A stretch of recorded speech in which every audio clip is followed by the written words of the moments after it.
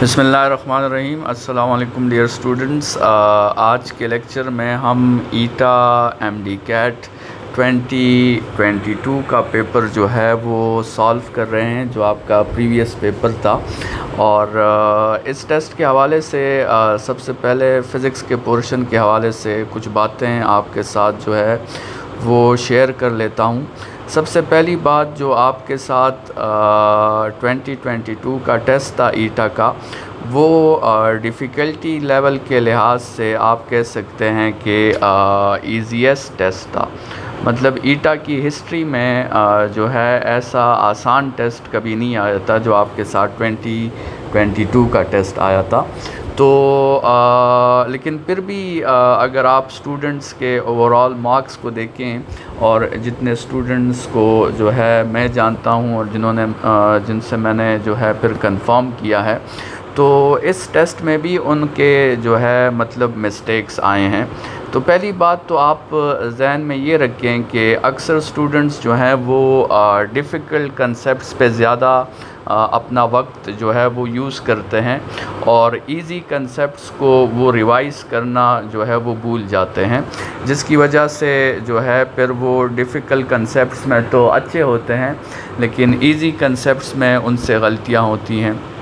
तो एक तो ये बात जहन में याद रखें कि टेस्ट के प्रिपरेशन के लिए आप सिलेबस को सामने रखें और सिलेबस को सामने रखते हुए आप इजी और डिफ़िकल्ट तमाम एमसीक्यूज़ पे अपनी प्रैक्टिस करें, क्योंकि जो आपके साथ एमडी कैट का सिलेबस है उसमें मतलब रिकॉल क्वेश्चंस और एप्लीकेशन बेस्ड क्वेश्चंस दोनों शामिल हैं। मतलब ऑन द एवरेज आपका पेपर इजी होगा और कुछ एमसीक्यूज़ जो होंगे वो साथ में डिफ़िकल्ट भी होंगे। तो पहली बात तो ये जहन में रखें कि सिलेबस को सामने रखें। और दूसरी बात जो है एमसीक्यूज़ को जो है बहुत थॉरली रीड किया करें, हर ऑप्शन पे सोचा करें और पीस ऑफ माइंड के साथ एमसीक्यूज़ को रीड किया करें। और कभी भी जो है आप एमसीक्यूज़ में कोशिश करें कि आप प्रेशराइज़ ना हो, क्योंकि जब आप पे प्रेशर आता है तो फिर आप उन एमसीक्यूज़ में जो छोटे छोटे ट्रिक्स छिपाए गए होते हैं उनको फिर आप जो है कैच नहीं कर पाते और उन एमसीक्यूज़ को आप गलत कर लेते हैं। इसी तरह तीसरी बात ये भी जहन में रखें कि कभी भी कोई आसान एमसीक्यू देख के जो है अपने कॉन्फिडेंस को ओवर कॉन्फिडेंस में कन्वर्ट मत करें। हमेशा याद रखें कि सबसे मुश्किल एमसीक्यूज़ जो होते हैं वो सबसे आसान टॉपिक में आते हैं।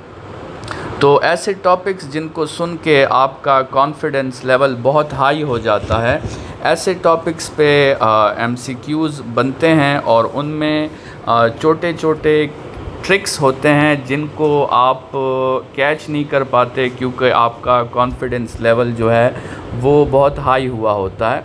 जैसे मिसाल के तौर पे अगर आपको एक एमसीक्यू दे दिया जाए कि which of the following is basic quantity, और आपको ऑप्शंस दिए जाएं, लेट्स सपोज़ ऑप्शन ए के सबसे पहला ऑप्शन है केजी और फिर ऑप्शन बी में आपको न्यूटन दे दिया जाए और ऑप्शन सी में आपको जो है जाउल दे दिया जाए और ऑप्शन डी में आपको नन दे दिया जाए।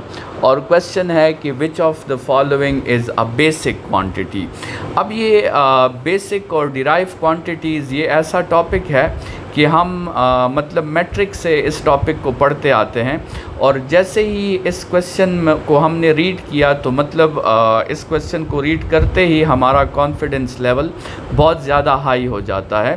तो इस क्वेश्चन पे आप गौर करें और मुझे लगता है कि आप में से बहुत से स्टूडेंट्स का ऑप्शन जो है वो अल्फ़ा होगा कि KG is a basic quantity.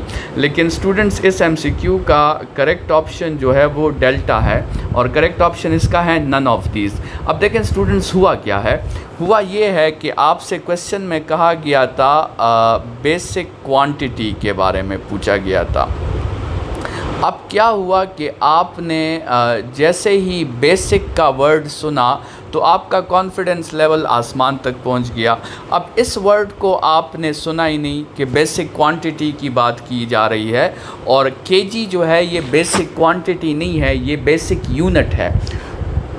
तो इसलिए जो है कहा जाता है कि जो सबसे मुश्किल एमसीक्यूज़ होते हैं वो सबसे आसान टॉपिक्स में आते हैं। तो हमेशा जो है वो क्वेश्चंस को सॉल्व करते वक्त कीवर्ड्स पे सोचा करें। अब यहाँ बेसिक भी इम्पॉर्टेंट था, लेकिन बेसिक से ज़्यादा इम्पॉर्टेंट जो था वो ये क्वांटिटी का वर्ड है। हमेशा याद रखें किसी क्वेश्चन में ऐसा वर्ड होता है जिसको अगर आप कंसिडर ना करें तो वो पूरे एमसीक्यू के मतलब को चेंज कर देता है। ऐसे वर्ड को कीवर्ड्स कहा जाता है। स्टूडेंट्स, इन कीवर्ड्स को समझना और क्वेश्चन में इसे अपने जहन में रखना इंतहाई ज़रूरी है, क्योंकि ये कीवर्ड्स अगर आप जो है क्रैक नहीं कर पाएंगे तो आप कभी भी करेक्ट ऑप्शन की तरफ जो है वो नहीं जा सकते। तो हमेशा ये बात जो है जहन में रखें। अब मिसाल के तौर पे आपका अगर एक दूसरा क्वेश्चन आ गया, फॉर एग्ज़ाम्पल आपका क्वेश्चन आ गया कि for which angle for which theta V X is equal to V Y. मतलब लेट्स सपोज़ प्रोजेक्टाइल मोशन में आपसे कहा गया है कि कौन से एंगल पे वेलोसिटी का x कंपोनेंट और वेलोसिटी का y कंपोनेंट दोनों क्या हो जाते हैं, दोनों इक्वल हो जाते हैं।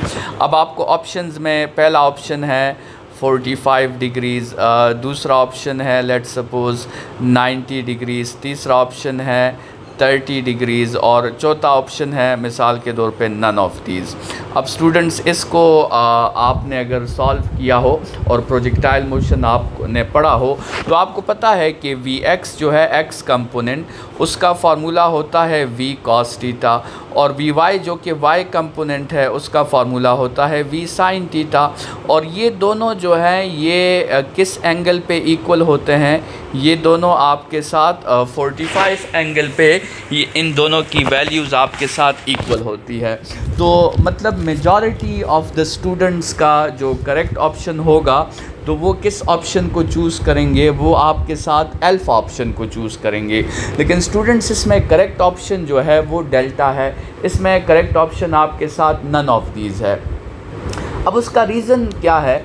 उसका रीज़न ये है कि चलें मैग्नीट्यूड्स तो दोनों इक्वल हो जाएंगे, लेकिन यहाँ पे आप ज़रा स्टेटमेंट को देखें, स्टेटमेंट में एरो हेड्स भी हैं।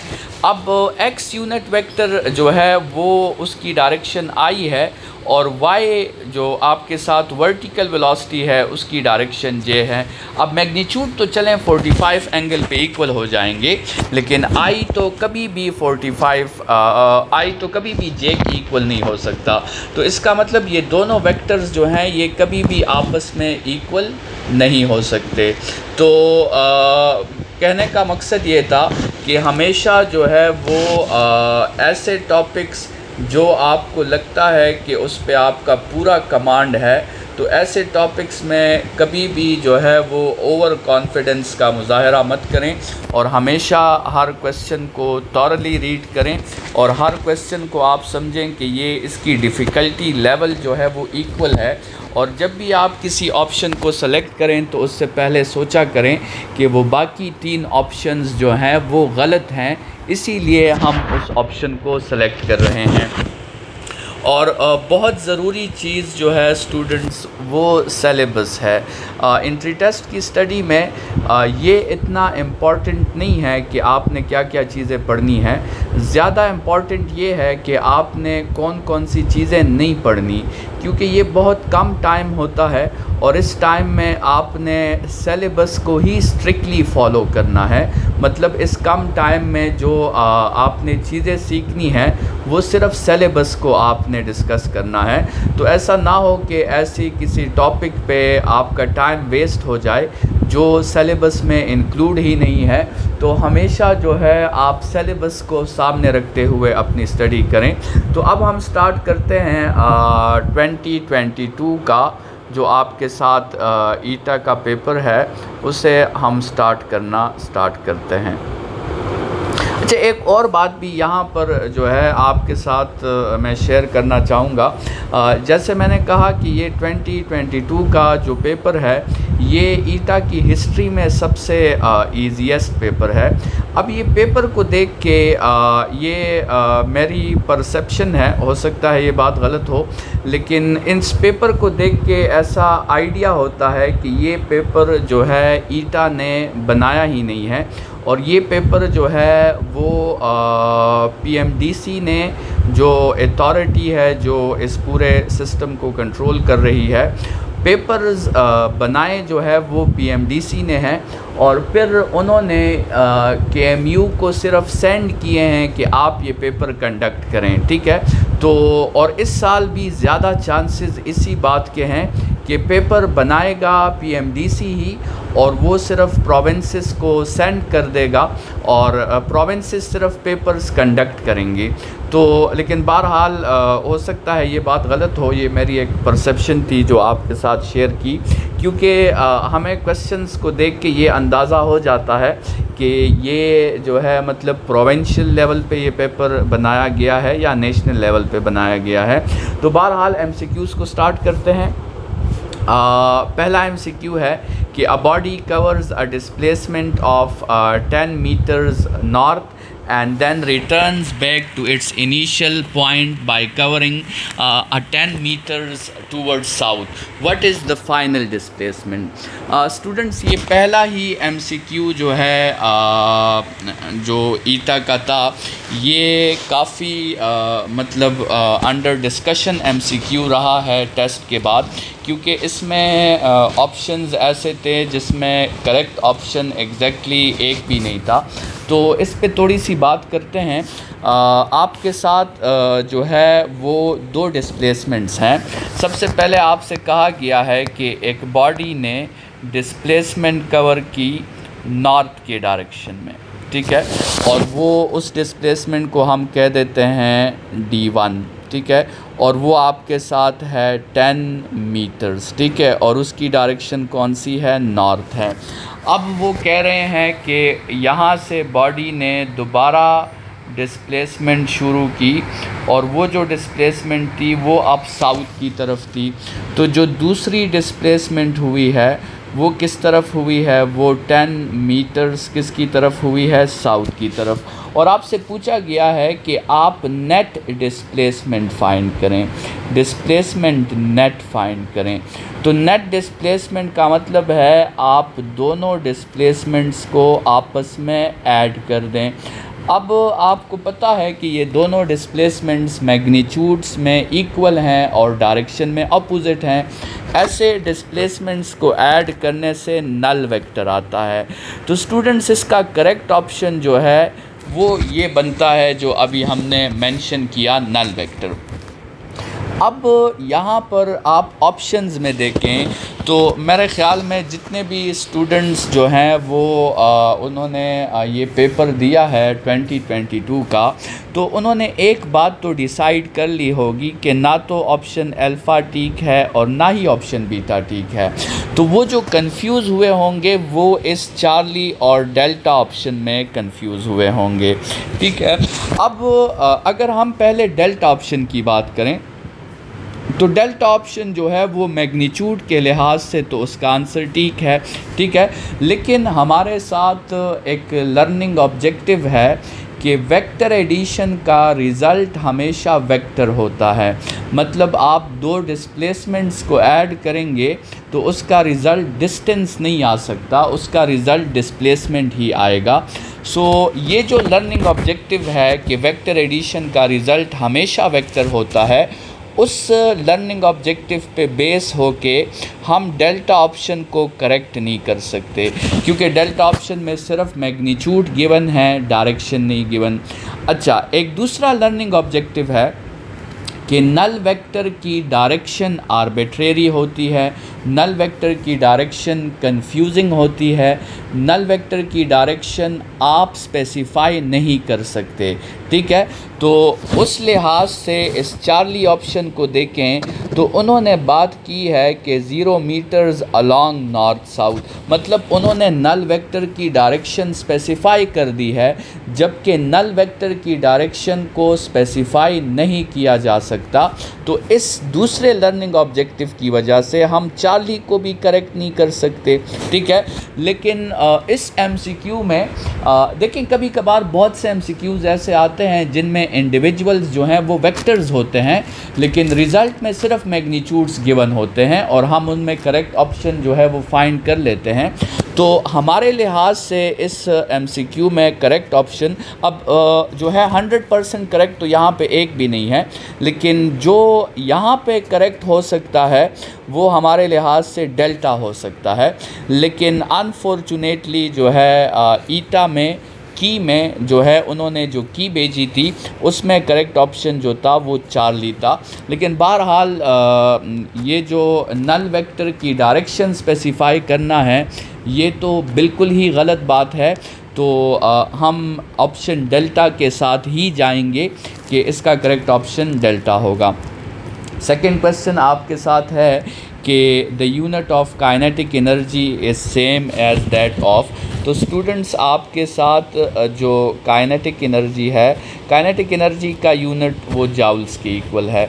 अच्छा, अब मोमेंटम जो है, मोमेंटम का यूनिट हो जा है केजी मीटर पर सेकेंड, फोर्स का यूनिट होता है न्यूटन, वेलोसिटी का यूनिट है मीटर पर सेकेंड और वर्क का यूनिट जाउल है, ठीक है। तो काइनेटिक एनर्जी और वर्क का यूनिट आपके साथ क्या है वो सेम है।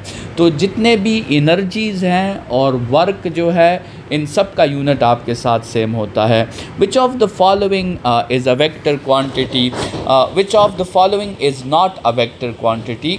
तो स्टूडेंट्स एंगुलर डिस्प्लेसमेंट जो है ये वेक्टर क्वांटिटी है, इसकी दो डायरेक्शंस होती हैं, या ये क्लॉकवाइज होता है या एंटी क्लॉकवाइज होती है।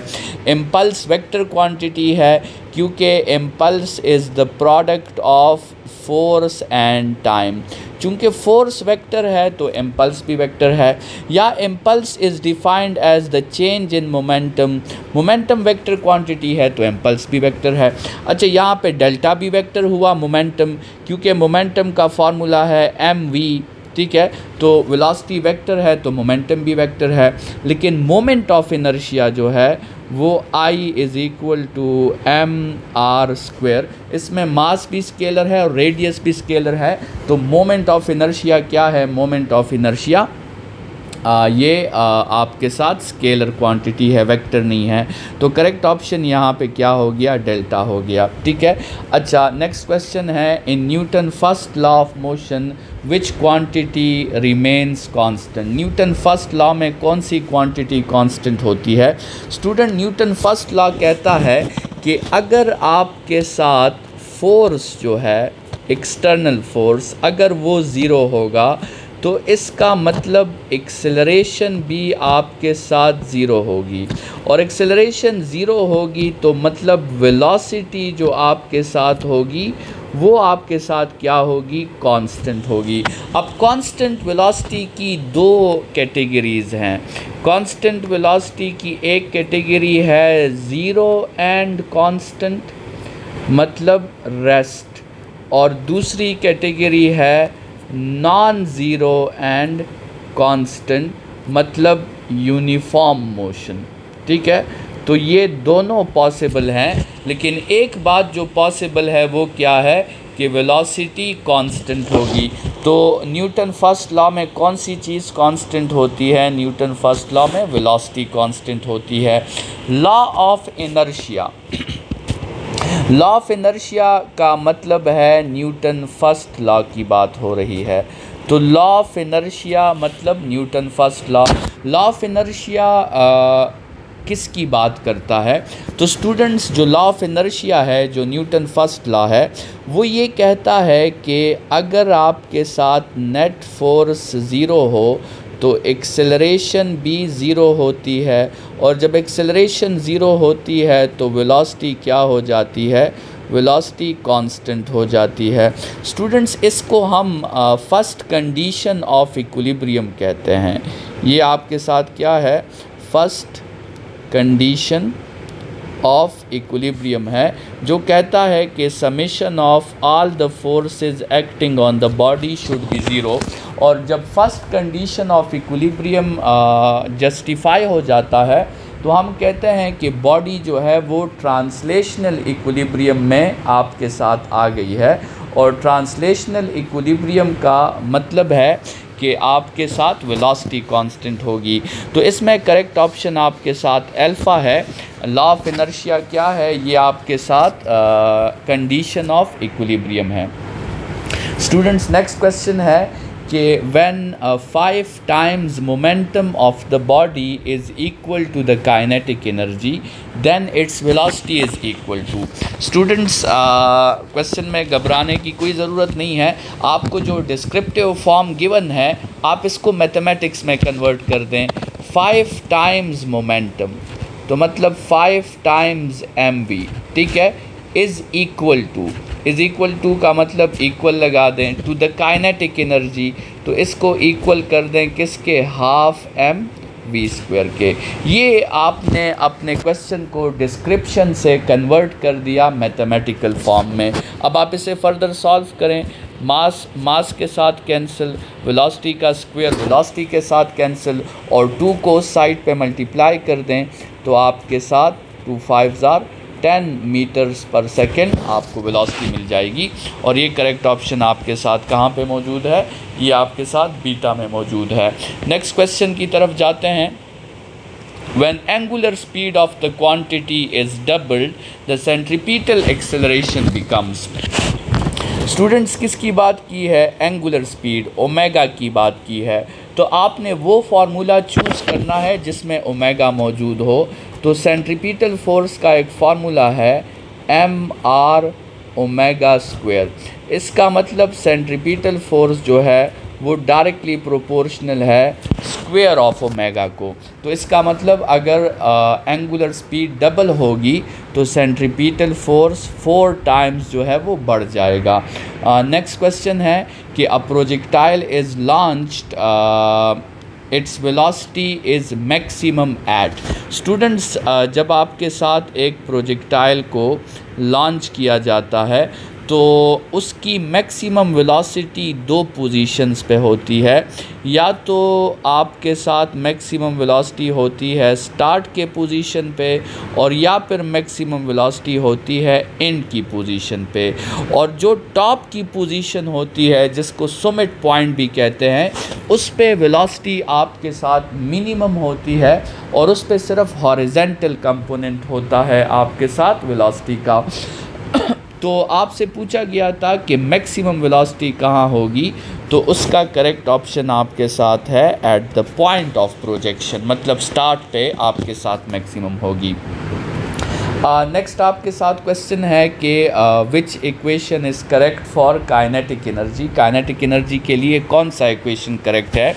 यहाँ पे स्टूडेंट्स आपके लिए डॉट प्रोडक्ट की एक प्रॉपर्टी यूज़ हुई है, और वो डॉट प्रोडक्ट की प्रॉपर्टी थी कि the dot product of a vector with itself is equal to the square of its magnitude. तो स्टूडेंट्स, ये जो काइनेटिक एनर्जी का फार्मूला है हाफ mv², इसको आप इस तरह लिख सकते हैं हाफ m, और v² की जगह आप क्या लिख दें, उसकी जगह आप v.v लिख दें, ठीक है, यूजिंग दिस प्रॉपर्टी। ये जो हमने अभी जिस प्रॉपर्टी की बात की, इस प्रॉपर्टी को यूज़ करते हुए, तो इसमें करेक्ट ऑप्शन आपके साथ जो है वो बीटा हुआ।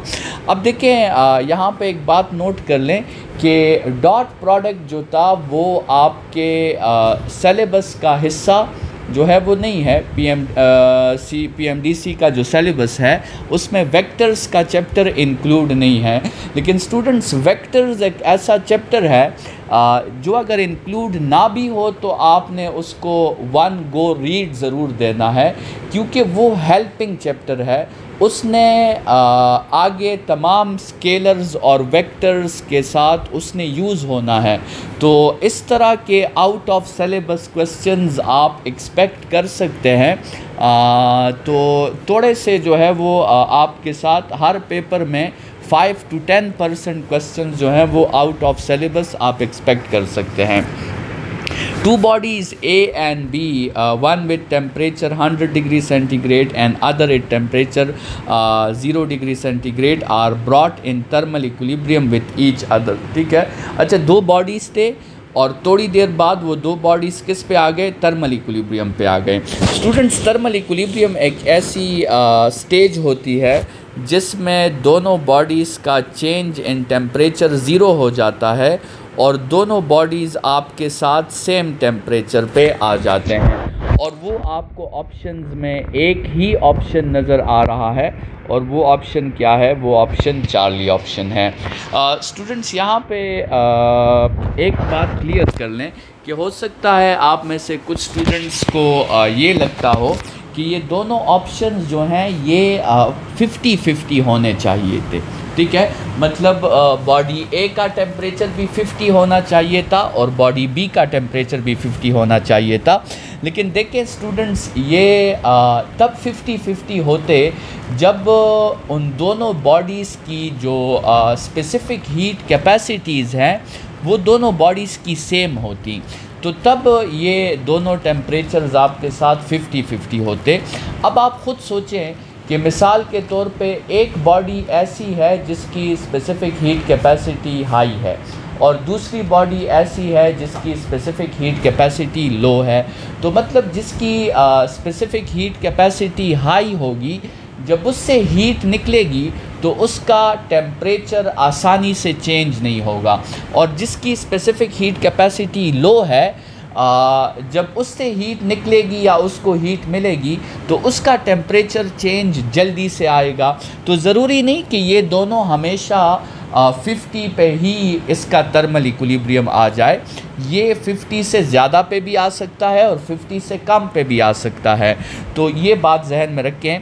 बहरहाल इस क्वेश्चन का करेक्ट ऑप्शन आपके साथ चार्ली था। नेक्स्ट क्वेश्चन है कि इन एन आइसोलेटेड सिस्टम आपके साथ कौन सी बात ट्रू होती है। तो स्टूडेंट्स, फ़िज़िक्स में आपके साथ मुख्तलिफ़ किस्म के सिस्टम्स होते हैं। एक को कहा जाता है ओपन सिस्टम। ओपन सिस्टम वो होता है जिस सिस्टम का मास भी कांस्टेंट नहीं रहता और एनर्जी भी कांस्टेंट नहीं रहती। एक होता है क्लोज सिस्टम। क्लोज सिस्टम वो होता है जिसका आपके साथ मास तो कांस्टेंट होता है लेकिन एनर्जी कांस्टेंट नहीं होती। एक होता है आइसोलेटेड सिस्टम। आइसोलेटेड सिस्टम वो होता है जिसका ना मास चेंज हो सकता है और ना उसकी एनर्जी चेंज हो सकती है, मतलब उसका मास भी कांस्टेंट होता है, उसकी एनर्जी भी कांस्टेंट होती है। और यहाँ पे आप देखें वो ऑप्शन आपको जो है ऑप्शन नंबर बीटा में मिल रहा है कि neither heat nor mass is transfer to the environment. ठीक है, तो ये आइसोलेटेड सिस्टम की डिफिनीशन है कि एक ऐसा सिस्टम जिसका मास भी एक्सचेंज ना होता हो और जिसकी एनर्जी भी एक्सचेंज ना होती हो। अच्छा, ये तो तीन सिस्टम्स हो गए, ओपन, क्लोज्ड और आइसोलेटेड। फिर एक सिस्टम को कहते हैं आइडियल सिस्टम। आइडियल सिस्टम वो होता है जिसमें हम लॉसेस को कंसिडर नहीं करते। और फिर एक सिस्टम होता है प्रैक्टिकल सिस्टम, उसमें हम तमाम एक्सटर्नल इफ़ेक्ट्स को और लॉसेस को कंसिडर करते हैं। तो ये 5 टाइप्स ऑफ सिस्टम्स हैं आपके साथ फ़िज़िक्स में। स्टूडेंट्स, नेक्स्ट क्वेश्चन है कि the energy stored in the capacitor is given by. अब ऐसे क्वेश्चन में अच्छी प्रैक्टिस ये होगी कि आप energy stored in the capacitor के तमाम फार्मूलाज मेंशन कर लें। तो देखें, एनर्जी स्टोर्ड का एक फार्मूला आपके साथ है हाफ QE। एनर्जी स्टोर्ड का दूसरा फार्मूला है हाफ Q²/C और एनर्जी स्टोर्ड का तीसरा फार्मूला है हाफ CV²। और एनर्जी स्टोर्ड का आपके साथ फोर्थ फार्मूला है हाफ ε0 εr E²AD। ठीक है, ये कैपेसिटर के एनर्जी स्टोर्ड के 4 फार्मूलाज हैं और अब इन्हीं में हमने जो है वो चूज़ करना है। तो स्टूडेंट्स आपको पता लग गया होगा इनमें जो फार्मूला करेक्ट फॉर्म में मौजूद है वो बीटा है। नेक्स्ट क्वेश्चन आपके साथ है कि two charges, one of magnitude 3 microcoulomb and second of magnitude -1 microcoulomb are separated by 100 centimetres apart. Students ये यहाँ पे एक ये Q1 चार्ज है, यहाँ पे आपके साथ Q2 चार्ज है। Q1 चार्ज जो है उसकी आपको वैल्यू गिवन है 3 माइक्रोकूलम, ठीक है, ये Q1 चार्ज है और ये आपके साथ जो है Q2 चार्ज है और दोनों के दरमियान जो फासला है वो आपको गिवन है, वो कितना है, वो 100 सेंटीमीटर है। और आपसे कहा गया है कि आप ऐसा पॉइंट फाइंड करें जिस पे नेट पोटेंशियल आपके साथ ज़ीरो हो। तो लेट्स सपोज़ हम कंसिडर कर लें कि ये वो पॉइंट है जिस पे नेट पोटेंशियल आपके साथ क्या है, ज़ीरो है। तो लेट्स सपोज़ Q1 से फासले को हम कह देते हैं कि इसको x कह देते हैं और Q2 से जो फासला है उससे कह देते हैं 100 - x। तो एक फासले को हमने x कह दिया, दूसरे फासले को हमने 100 - x कह दिया। अब आपसे कंडीशन में कहा गया है कि नेट पोटेंशियल जो है, जो कि जिसका फार्मूला है V1 + V2, वो आपसे कहा गया है कि नेट पोटेंशियल ज़ीरो होना चाहिए। जैसे यहाँ पे आप देख रहे हैं कि नेट पोटेंशियल ज़ीरो होना चाहिए। तो अब हम क्या करेंगे, V1 की जगह लिख देंगे कि Q1/x, ठीक है। अच्छा, V1 के लिए हम कौन सा फासला यूज़ करेंगे, ये x, और Q1 पॉजिटिव चार्ज है, ये जहन में रखें। अच्छा, V2 की जगह लिख देंगे K और Q2/100 - x, ठीक है, KQ2/100 - x। और ये जो है इसके लिए हम कौन सा फासला यूज़ करेंगे, 100 - x, और रिज़ल्ट को किसकी इक्वल कर देंगे, रिज़ल्ट को ज़ीरो की इक्वल कर देंगे। अब इसको फर्दर जो है वो सॉल्व करते हैं। इस तरह करते हैं कि इसको उस तरफ शिफ्ट कर देते हैं। तो ये हो जाएगा k और साथ में हम वैल्यूज़ भी पुट कर लेते हैं, 3 micro divided by x is equal to, अच्छा ये प्लस को उस तरफ शिफ्ट करेंगे तो माइनस हो जाएगा, लेकिन ये Q2 भी माइनस में है, इसकी वैल्यू -1 माइक्रो है, तो एक माइनस उसकी जगह भी आ जाएगा, ये हो जाएगा 100 - x। अच्छा, एक तो ये माइनस माइनस के साथ कैंसिल, दूसरा k के साथ कैंसिल, और तीसरा माइक्रो माइक्रो के साथ कैंसिल।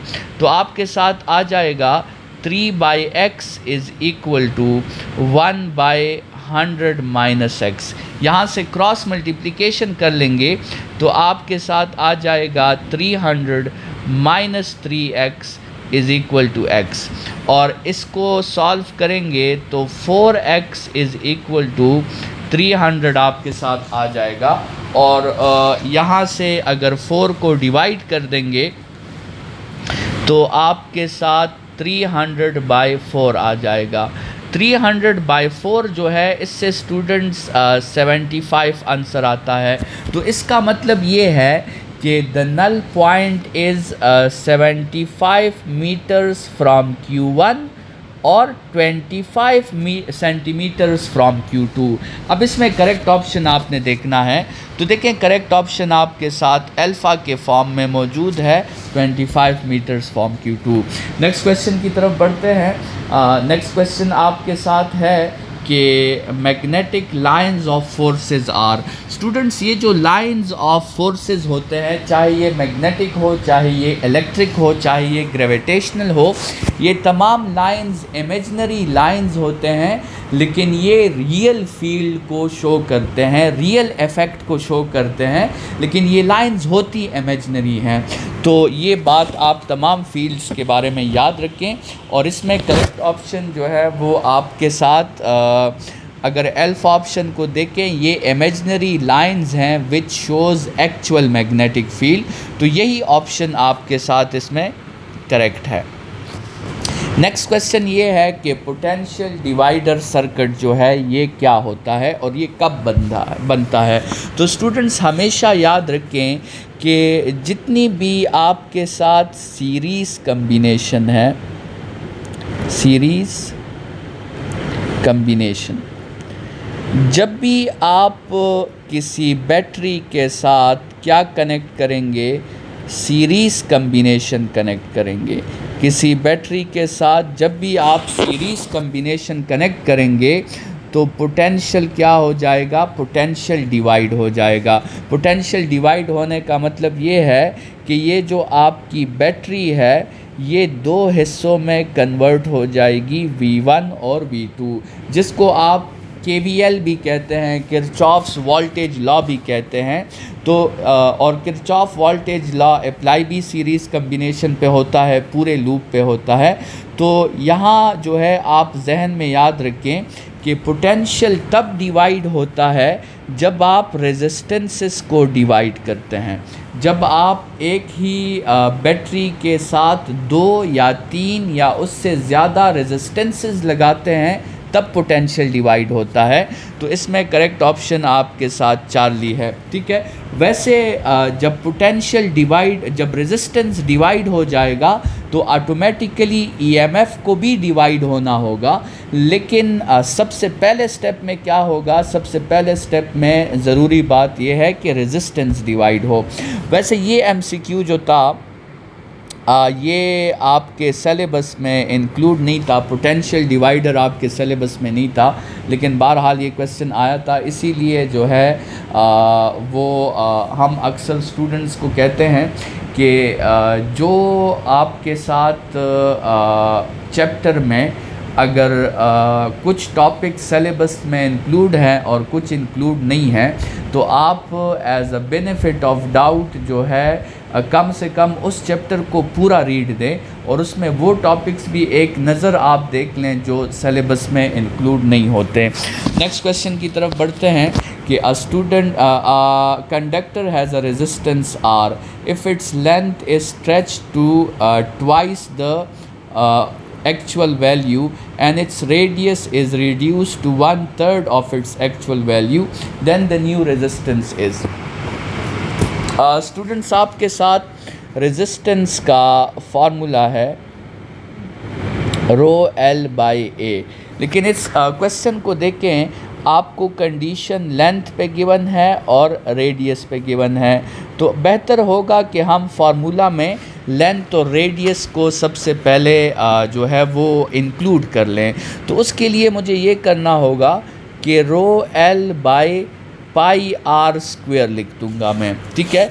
तो क्योंकि एरिया जो है वो πr² के इक्वल होता है, सर्कुलर एरिया। अब इसका मतलब हुआ कि resistance is proportional to length by radius square.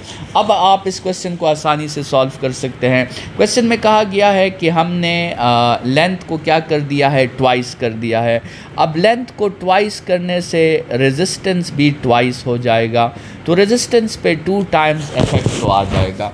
अब क्वेश्चन में कहा जा रहा है कि रेडियस को 3 टाइम्स डिक्रीज़ कर दिया है और उस पर स्क्वायर भी है, तो अगर रेडियस को 3 टाइम्स डिक्रीज़ करेंगे तो रेजिस्टेंस 9 टाइम्स इंक्रीज़ हो जाएगा। मतलब ओवरऑल जो रेजिस्टेंस पे इफ़ेक्ट आएगा वो 18 टाइम्स का होगा और करेक्ट ऑप्शन आपके साथ चार्ली होगी। नेक्स्ट क्वेश्चन है electricity consume commercially is calculated in. आपको पता है कि इलेक्ट्रिसिटी का जो कमर्शियल यूनिट है वो किलोवाट आवर है, तो इसमें करेक्ट ऑप्शन आपके साथ बीटा है।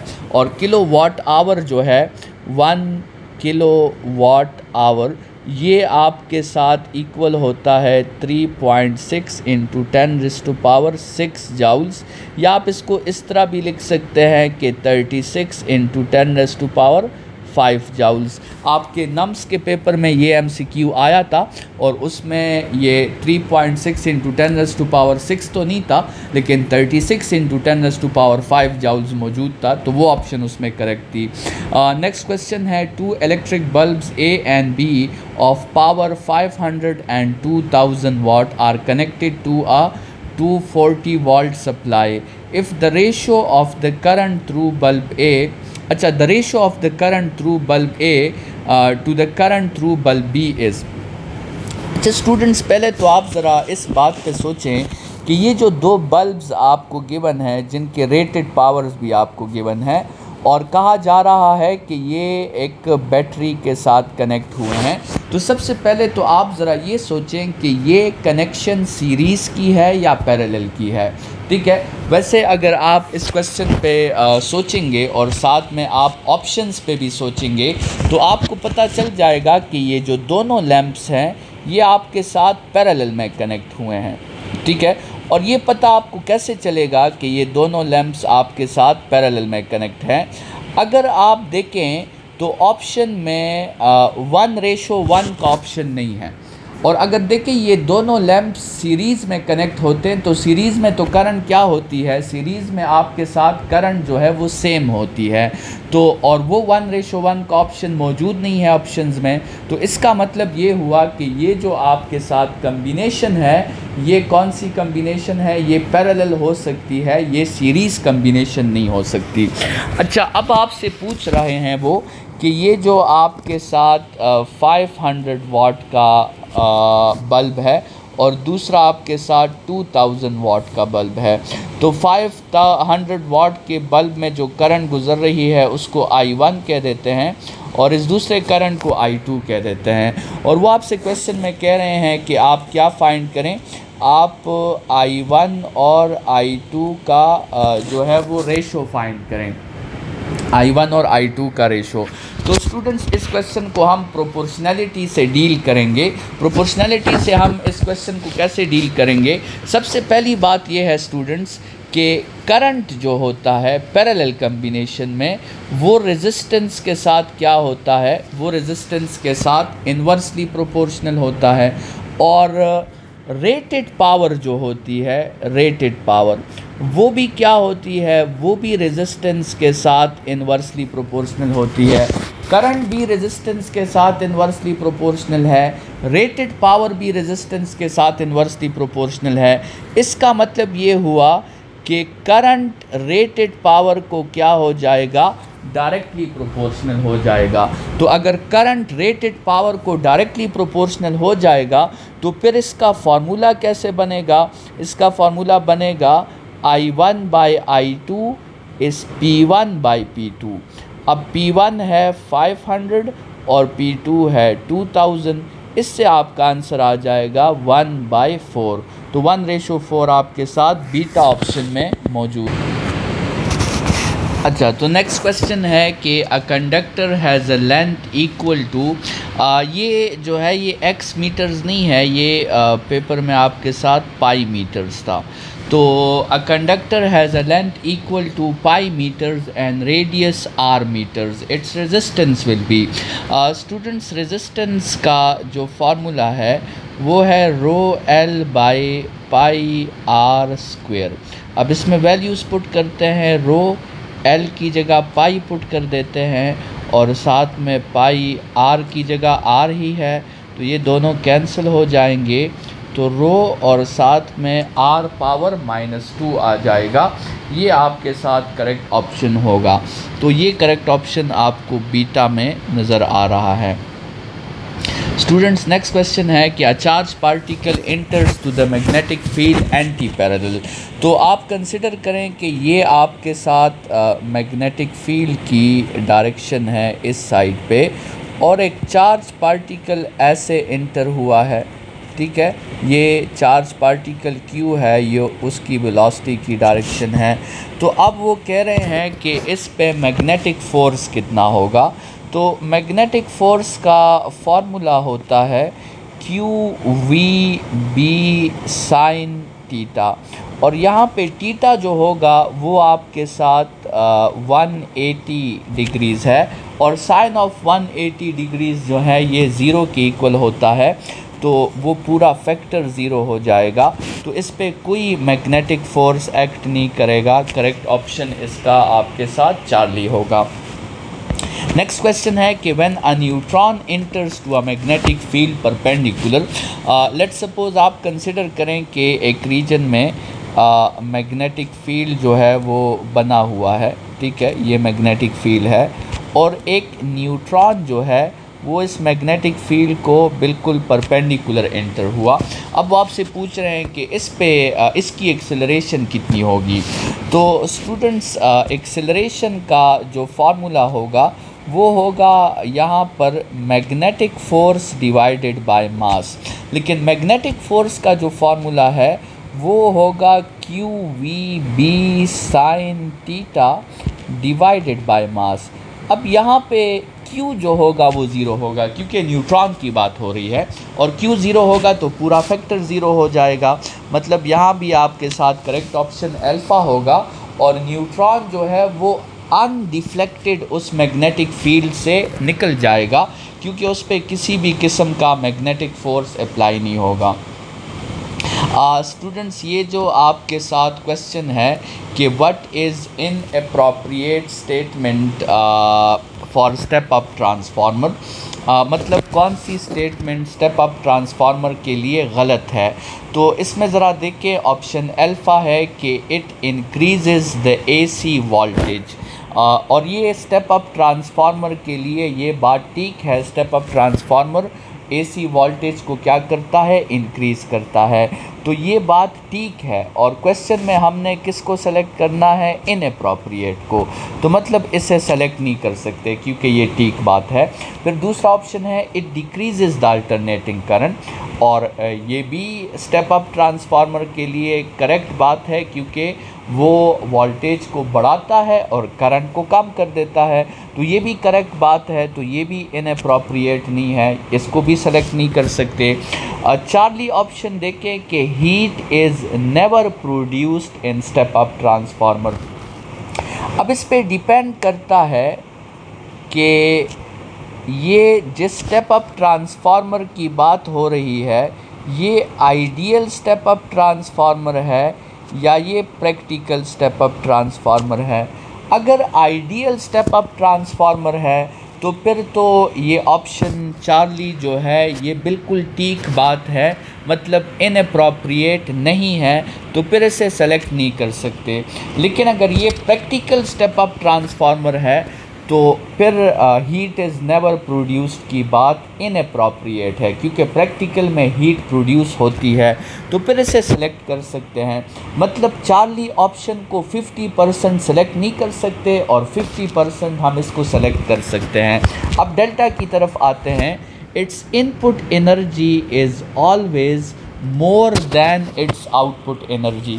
अच्छा, ये भी आपके साथ सिचुएशन है कि अगर आपके साथ ट्रांसफार्मर क्या है, आइडियल है या ट्रांसफार्मर आपके साथ प्रैक्टिकल है।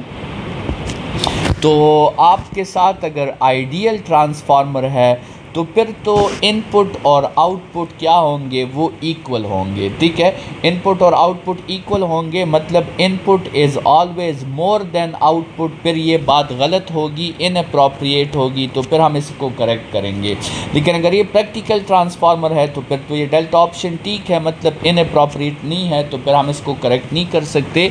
तो इसमें इस MCQ, ये वो दूसरा MCQ था जो अंडर स्ट्रॉन्ग डिस्कशन था टेस्ट के बाद, जिसमें स्टूडेंट्स इन्हीं दो ऑप्शंस में कंफ्यूज थे, चार्ली और आपके साथ डेल्टा में। तो लेकिन बहरहाल की में उन्होंने जो है वो चार्ली ऑप्शन दिया था कि heat is never produced in step up transformer, जबकि चार्ली और डेल्टा दोनों अपनी जगहों पे 50% दोनों ठीक थे। बहरहाल इसमें जो है मेरी तरफ से तो मैं चार्ली और डेल्टा में किसी को भी करेक्ट जो है वो स्पेसिफिकली नहीं कह सकता क्योंकि दोनों के ठीक होने के चांसेस बिल्कुल इक्वल हैं। नेक्स्ट क्वेश्चन आपके साथ है कि when two conductors each of resistance are connected in series then the net resistance is. तो स्टूडेंट्स, जब आपके साथ रेजिस्टेंसेस सीरीज़ में कनेक्ट किए जाते हैं तो उनके केस में आपके साथ एक शॉर्टकट है और वो है R equivalent is n times R, और यहाँ पे n की वैल्यू 2 है तो वो 2 टाइम्स R हो जाएगी और करेक्ट ऑप्शन आपके साथ यहाँ पे बीटा आ जाएगा। An ideal AC generator has equal input and output. Its heat dissipation will be, जब आपके साथ इनपुट और आउटपुट इक्वल है तो आपके साथ इसका मतलब ये हुआ कि वो आइडियल सिस्टम है, और आइडियल सिस्टम में हम लॉसेस कंसिडर नहीं करते, तो यहाँ पे करेक्ट ऑप्शन आपके साथ बीटा होगा। हीट डिसिपेशन जो है वो आपके साथ ज़ीरो होगी। Students, the unit of magnetic flux is, magnetic flux का यूनिट जो है वो आपके साथ वेबर होता है, और वेबर किसकी इक्वल होता है? वेबर आपके साथ इक्वल होता है टेस्ला इनटू मीटर स्क्वायर के। अब टेस्ला किसकी इक्वल है? टेस्ला जो है वो इक्वल है Newton per ampere into metre, और साथ में मीटर स्क्वायर भी आ गया, तो ये एक मीटर मीटर स्क्वायर के साथ कैंसिल हो जाएगा, तो Newton per ampere into metre रह जाएगा, मतलब न्यूटन मीटर पर एम्पेयर रह जाएगा, और ये करेक्ट ऑप्शन आपको अल्फ़ा में नज़र आ रहा है। नेक्स्ट क्वेश्चन है कि एक एसी जनरेटर जो है वो स्टॉप हो जाता है जब आपके साथ कौन सा ऑप्शन हो? तो स्टूडेंट्स, एसी जनरेटर की अगर आप वर्किंग देखेंगे तो एसी जनरेटर में दो किस्म के प्रोसेसेस होते हैं। एक तो आपने पढ़ा होगा कि एसी जनरेटर में कॉइल को रोटेट करना ये हमारा काम होता है, हमने कॉइल को रोटेट करना होता है। तो कॉइल को रोटेट करने के लिए जो है हमें अप्लाइड टॉर्क जो है वो प्रोवाइड करनी होती है, हमने उस पे क्या प्रोवाइड करनी होती है? Applied torque. और ये कॉइल को रोटेट करने से आपके साथ फ्लक्स में चेंजेस आते हैं और तभी ईएमएफ बनती है। लेकिन जब आपके साथ ईएमएफ बनती है तो अकॉर्डिंग टू लेंज लॉ वो ईएमएफ करंट प्रोड्यूस करके अपने कॉज को अपोज करती है, और कॉज क्या है? Applied torque. तो वो अप्लाइड टॉर्क को प्रोड्यूस करती है, वो अप्लाइड टॉर्क जो है वो सर्किट में फिर उसको क्या कह दें? अपोजिंग टॉर्क कह देते हैं, या उसको बैक टॉर्क जो है हम कह देते हैं। तो बैक टॉर्क जो है वो प्रोड्यूस करती है, और जब भी आपके साथ ये बैक टॉर्क क्या होगा? अप्लाइड टॉर्क के इक्वल या इससे बढ़ जाएगा, तो फिर आपके साथ एसी जनरेटर जो है वो स्टॉप हो जाएगी। तो ये करेक्ट ऑप्शन देखें आपको बीटा में नज़र आ रहा है कि when torque of the back EMF exceeds the external torque, यहाँ पे अप्लाइड टॉर्क को उन्होंने एक्सटर्नल टॉर्क कहा हुआ है, तो बीटा ऑप्शन इसमें आपके साथ करेक्ट है। Output of a half wave rectifier is, students half, अगर ये इनपुट साइकिल है आपके साथ, लेट सपोज ये इनपुट साइकिल है, तो हाफ वेव रेक्टिफायर का आउटपुट आपके साथ ऐसे होगा, और हाफ वेव रेक्टिफायर के आउटपुट को हम यूनी डायरेक्शनल आउटपुट कहते हैं। तो उसमें वोल्टेज भी यूनी डायरेक्शनल होगा और उसमें आपके साथ करंट भी यूनी डायरेक्शनल होगी। तो यहाँ पे करेक्ट ऑप्शन आपके साथ जो है वो बीटा है। अच्छा, नेक्स्ट क्वेश्चन है कि the resistance of a full wave rectifier is which one.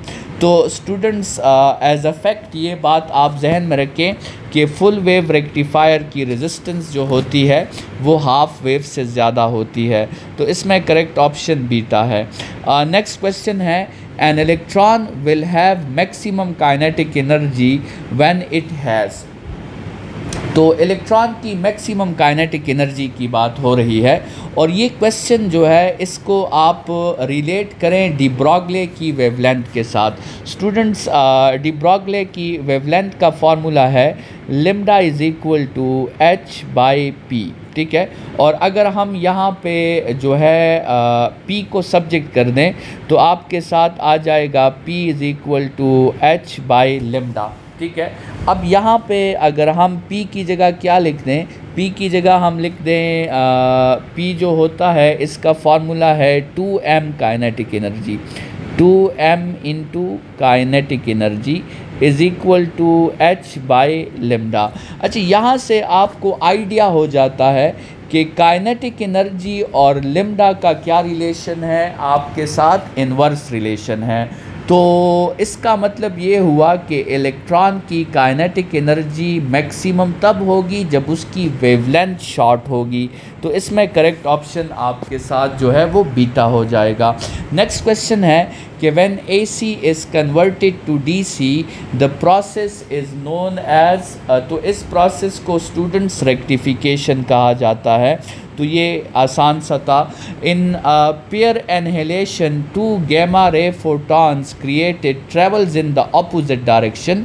Opposite direction में ट्रैवल करना इसलिए ज़रूरी होता है ताकि law of conservation of angular momentum justify हो सके, और इसमें करेक्ट ऑप्शन आपके साथ बीटा है।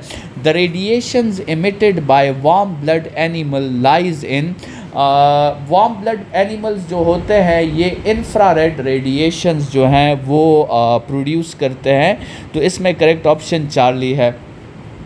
When which photon is travels with the largest speed।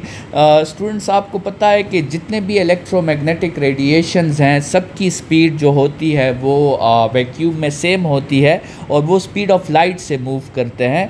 तो करेक्ट ऑप्शन इसमें डेल्टा है। The net displacement divided by total time is, तो total displacement by total time को हम जो है एवरेज वेलोसिटी कहते हैं। तो इसमें करेक्ट ऑप्शन आपके साथ चार्ली है।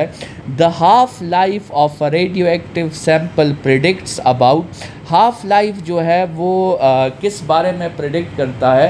स्टूडेंट्स हाफ लाइफ जो होता है ये आपके साथ इसका फार्मूला है कि हाफ लाइफ जो है उसका फार्मूला है ln2/λ। तो आपके साथ जो हाफ लाइफ है इसको चलें टी नहीं कहते बल्कि इसको T1/2 कह देते हैं हाफ लाइफ। हाफ लाइफ आपको मटेरियल के किस क्वांटिटी के बारे में बताता है, डीके कांस्टेंट या डिसइंटीग्रेशन कांस्टेंट के बारे में बताता है। तो अब ज़रा और या हाफ लाइफ वो टाइम है जिसमें 50% ऑफ द एटम्स डीके हो जाते हैं। तो अब आप ऑप्शंस को देखें, whole life of the sample ये गलत है। बीटा ऑप्शन को देखें, disintegration time of half number of atoms, तो ये बीटा ऑप्शन यहाँ पे ठीक है क्योंकि वो टाइम जिसमें आधे एटम्स डीके हो जाते हैं और इसी को हाफ लाइफ कहते हैं। In conducting electric wire the electric current flows due to, आपके साथ जो मेटालिक कंडक्टर्स होते हैं, मेटालिक कंडक्टर्स में करंट जो होता है वो ड्यू टू इलेक्ट्रॉन्स होता है। इसी तरह सेमी कंडक्टर्स में होल्स और इलेक्ट्रॉन्स होते हैं। प्लाज्मा में आपके साथ इलेक्ट्रॉन्स और पॉजिटिव आयंस होते हैं और इलेक्ट्रोलिसिस में पॉजिटिव और नेगेटिव आयंस होते हैं। The shortest possible wavelength is associated in, students shortest wavelength मतलब हाईएस्ट फ्रीक्वेंसी और हाईएस्ट फ्रीक्वेंसी मतलब हाईएस्ट एनर्जी। और आपको पता है कि हाईएस्ट एनर्जी आपके साथ लाइमन सीरीज़ में अवेलेबल होती हैं। Which radiations cannot be generated under electron transition in different orbits।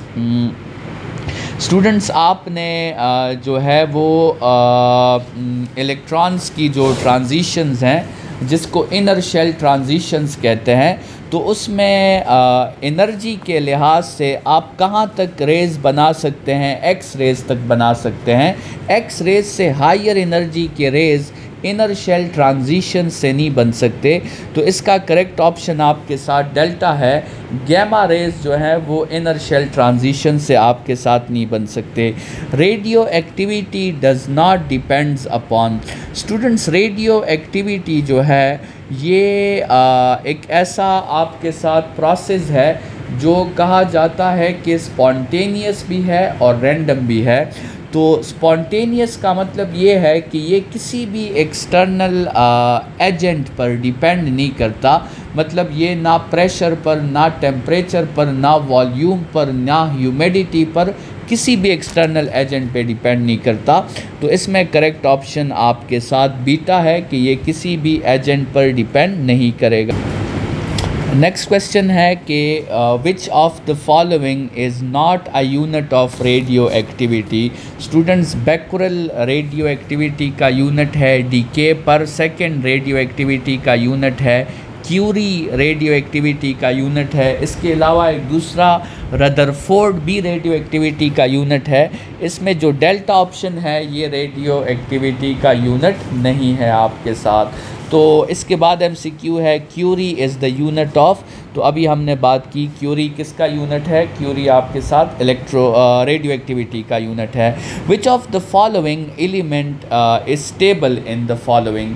तो स्टूडेंट्स आपके साथ स्टेबिलिटी के लिहाज से ये बात याद रखें कि आयरन का न्यूक्लियस सबसे स्टेबल है, और या फिर आयरन के करीब तरीन जो न्यूक्लियाइज हैं वो फिर सेकंड नंबर पे उनकी स्टेबिलिटी आती है। तो यहाँ पे आप सारे ऑप्शंस को देखें तो आयरन के सबसे करीब जो है वो लेड है, तो यहाँ पे ऑप्शन अल्फ़ा करेक्ट होगा।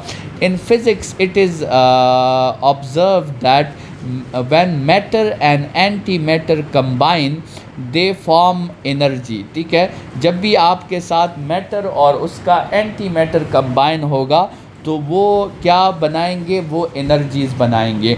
अब एनर्जीज़ जो होते हैं स्टूडेंट्स उनका चार्ज नहीं होता, तो यहाँ पर करेक्ट ऑप्शन जो होगा वो आपके साथ अल्फ़ा होगा, पार्टिकल्स विद ज़ीरो चार्ज। और ये पार्टिकल्स विद ज़ीरो चार्ज का यहाँ पे इनडायरेक्ट इंडिकेशन किस तरफ है, ये फोटॉन्स की तरफ है।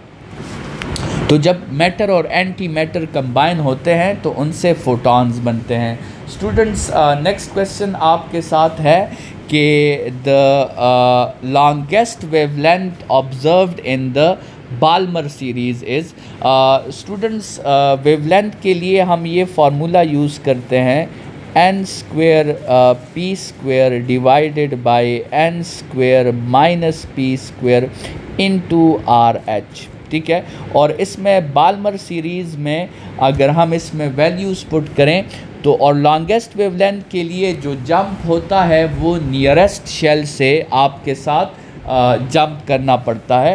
तो नियरेस्ट शेल जो है वो 3 से 2 की तरफ होगा, तो ऊपर आ जाएगा 3 स्क्वेयर इंटू 2 स्क्वेयर मतलब 9 इंटू 6, 9 इंटू 6 से आपके साथ 36 आ जाएगा, और नीचे आपके साथ आ जाएगा 9 इंटू 4 आएगा, 9 इंटू 4 से 36 आ जाएगा, और 9 माइनस 4 से 5 आ जाएगा। तो 36/5 RH जो होगा ये आपका मैक्सिमम वेवलेंथ होगा। और इसमें आप ज़रा इस MCQ में देखें, इन सब MCQs के ऑप्शंस में एक गलती हुई है, और वो ये है कि इन सब ऑप्शंस में ये R जो है ये डिनोमिनेटर में होना चाहिए था, ये न्यूमरेटर में नहीं होना चाहिए था। लेकिन बहरहाल अगर हम इस गलती को इग्नोर करें और सिर्फ वैल्यूज़ पे डिसाइड करें तो हम 36/5 के ऑप्शन को अब सेलेक्ट करेंगे, क्योंकि MCQ तो छोड़ तो नहीं सकते हम इसे ना। तो यहाँ पे जो ऑप्शन पर करेक्ट कंसिडर किया जाएगा वो अल्फ़ा कंसिडर किया जाएगा। The shortest wavelength in the Lyman series is. Students shortest wavelength के लिए आपके लिए जो शॉर्टकट फार्मूला है शॉर्टेस्ट वेवलेंथ का वो है p स्क्वेयर बाय RH, और लाइमन सीरीज़ के लिए p की वैल्यू 1 है तो 1/RH, 1/RH आपके साथ बीटा में मौजूद है। For treatment of cancer the source of gamma rays used is. तो ये रीडिंग बेस्ड क्वेश्चन है और इसमें कोबाल्ट 60 को यूज़ किया जाता है, तो ये फैक्ट है, आपने ये एज इट इज़ याद रखना है। The velocity time graph of motion starting from rest with uniform acceleration is a straight line. अच्छा स्टूडेंट्स, वेलोसिटी टाइम ग्राफ जो है एक बॉडी रेस्ट से शुरू हुई है और उसकी एक्सेलरेशन जो है वो यूनिफॉर्म है, तो ज़रा वो ड्रॉ कर लेते हैं कि वो कैसा ग्राफ होगा। तो वो वेलोसिटी टाइम ग्राफ आपके साथ ऐसा ग्राफ होगा। ठीक है, तो अब इसमें देखते हैं कि कौन सा option. Not passing through the origin, ये बात गलत है। पैरेलल टू वेलोसिटी एक्सिस भी गलत है, पैरेलल टू टाइम एक्सिस भी गलत है। करेक्ट ऑप्शन ये है कि पासिस फ्रॉम द ओरिजिन। वैसे एग्जैक्टली करेक्ट ये होता कि passes from the origin and is a straight line. ठीक है, लेकिन कम से कम उन दो बातों में एक बात तो डेल्टा में मौजूद है, तो ये करेक्ट ऑप्शन हुआ। A projectile is thrown at an angle of 45 with the horizontal. Its range is R1. Another projectile is thrown at an angle of 45 with the vertical. Its range is R2. Then the range R1 and R2 is. Question में students कहा गया है कि एक projectile, दो projectiles को throw किया गया, लेकिन एक प्रोजेक्टाइल का एंगल एक्स एक्सिस के साथ गिवन है और दूसरे प्रोजेक्टाइल का एंगल वाई एक्सिस के साथ। तो हम इसका भी एंगल एक्स एक्सिस के साथ फाइंड कर लेंगे, ये भी 45 होगा। स्टूडेंट्स, जिन एंगल्स के सम से 90 आता है उन एंगल्स पे आपके साथ रेंजेस सेम होते हैं और उनको कम्प्लीमेंट्री एंगल्स कहते हैं। तो यहाँ पे करेक्ट ऑप्शन आपके साथ चार्ली होगा। नेक्स्ट क्वेश्चन है कि a cyclist comes to skidding stop in 10 meters. During this process, the opposite force on the cyclist was 200 meters. How much work is done? How much work does the road do on the cyclist? ठीक है, तो work का formula जो है वो simple है, force into time है, लेकिन यहाँ पे एक बात का आपने ख्याल रखना है कि चूँकि साइक्लिस्ट की काइनेटिक एनर्जी जो है वो डिक्रीज़ हो गई है तो ये वर्क नेगेटिव होगा। तो हम वर्क डन के लिए डिस्टेंस और फोर्स को मल्टीप्लाई कर लेंगे।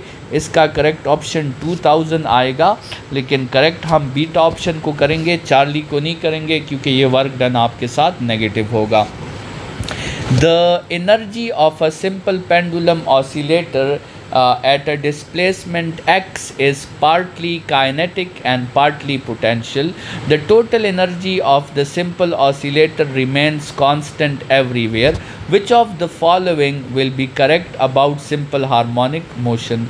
Kinetic energy is maximum at extreme, ये बात गलत है, kinetic energy मीन पे मैक्सिमम होती है। Potential energy is maximum at extreme, ये बात ठीक है। Both kinetic and potential are minimum at mean, ये बात गलत है। Potential is maximum at mean, ये भी गलत है। तो करेक्ट ऑप्शन आपके साथ बीटा हुआ। The speed of a wave on a particular string is 24 meters per second. If the string is 6 meters long, to what driving frequency will it resonate? ठीक है, तो आपके साथ एक रस्सी है और आप कंसिडर करें कि वो दोनों साइड से फिक्स्ड है और लेंथ आपको गिवन है 6 मीटर्स और स्पीड आपको गिवन है 24। और ये क्वेश्चन आप स्टैंडिंग वेव्स के साथ कंपेयर करें और इसमें आप सबसे फंडामेंटल फ्रीक्वेंसी सबसे पहले फाइंड करें जिसका फार्मूला है v/2l। तो मतलब 24/12, 24/12 से आपको आंसर मिल जाएगा 2 हर्ट्ज़ का। और एक दफ़ा फंडामेंटल का आपको मिल गया तो बाकी हार्मोनिक्स तो उसी के मल्टीपल होते हैं। तो 2 हर्ट्ज़ है तो दूसरा 4 होगा, फिर 6 होगा, फिर 8 होगा और इसी तरह आपका करेक्ट ऑप्शन जो है वो अल्फ़ा बीटा हो जाएगा। The apparent change in frequency of sound caused by the relative motion, students easy question है, इसको Doppler's effect कहते हैं। The time period of the simple pendulum with mass m is t. When the pendulum is replaced by another ball of mass 3m, the older mass such that the length of the pendulum is not changed, then the time period of the pendulum will be। तो students इसको इस formula से करते हैं। Time period of the simple pendulum आपके साथ क्या है 2π√L/g और यहाँ से हमें पता चल जाता है कि सिंपल पेंडुलम का टाइम पीरियड मास पे डिपेंड नहीं करता। तो यहाँ पे करेक्ट ऑप्शन अल्फ़ा आ जाएगा, मास वही रहेगा। इस पेपर का आपके साथ लास्ट क्वेश्चन है और वो है the velocity of a wave is v, it's time period is t and frequency is f। तो कौन सा इक्वेशन ठीक होगा? तो स्टूडेंट्स वैसे तो हमारे साथ वेव्स के लिए जो इक्वेशन है वो v = f लैम्डा है, ठीक है, लेकिन हम f की जगह 1/t भी पुट कर सकते हैं। तो v = λ/t भी आपके साथ करेक्ट ऑप्शन आ सकता है। और नॉर्मली फ्रीक्वेंसी और टाइम पीरियड जो है वो एक दूसरे के रेसिप्रोकल्स भी होते हैं, मतलब दोनों के प्रोडक्ट से 1 भी आता है। तो अब आप इसमें चूज़ करें कि इसमें कौन सा ऑप्शन ठीक है। टाइम पीरियड जो है वो v और f के इक्वल है टाइम पीरियड तो वी और एफ़ के इक्वल नहीं है, ये बात तो गलत हो गई। अच्छा, फ्रीक्वेंसी वी प्लस टी ये तो है ही नहीं। इसमें आप करेक्ट ऑप्शन देखें तो ये चार्ली है, और ये सिंपल रिलेशन है कि फ्रीक्वेंसी और टाइम पीरियड एक दूसरे के साथ इन्वर्सली प्रोपोर्शनल है। स्टूडेंट्स, इन तमाम क्वेश्चंस में जो है अगर आप देखें तो क्वेश्चंस का डिफ़िकल्टी लेवल इतना नहीं था। बेसिक कंसेप्ट्स थे सारे, कैलकुलेशन बेस्ड भी नहीं था ये पेपर इतना, और जो है कैलकुलेशन इसमें बहुत कम थी, और कंसेप्ट्स भी सारे जो है बेसिक थे। मतलब आप कहें तो आप कह सकते हैं कि 90% पेपर ऐसा था जो एवरेज स्टूडेंट्स के लिए बनाया गया था, और 10% क्वेश्चंस में थोड़े से कंसेप्ट्स इन्वॉल्व थे। तो उम्मीद है कि आने वाला पेपर भी इसी तरह होगा, और उसमें आप अच्छे मार्क्स से इंशाल्लाह कामयाब होंगे। किसी भी किस्म की MCQs की डिफ़िकल्टीज़ में आप जो है कमेंट्स में वो डिस्कस कर सकते हैं, और अपनी तैयारी पर तवज्जो दें, और अल्लाह से मांगे कि अल्लाह ताला आपको अच्छे नंबरों से कामयाब करें। आज के लेक्चर को यहाँ ही वाइंड अप करते हैं। बहुत शुक्रिया स्टूडेंट्स, खुदा हाफ़िज़।